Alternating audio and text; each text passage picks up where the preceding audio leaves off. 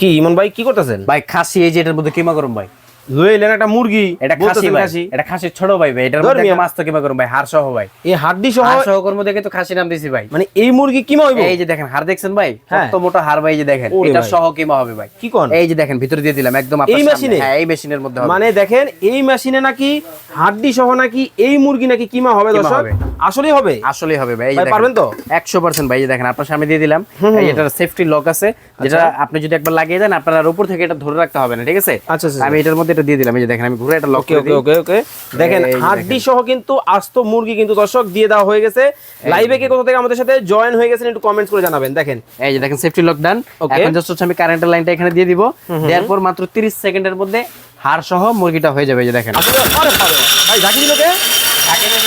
ভাই, আরে বাবা দেখেন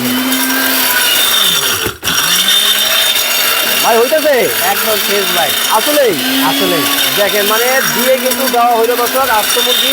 আমরা কিন্তু লাইভে কিন্তু আছি, যারা লাইভে আছেন কে কোথা থেকে আছেন একটু কমেন্টস করে জানাবেন।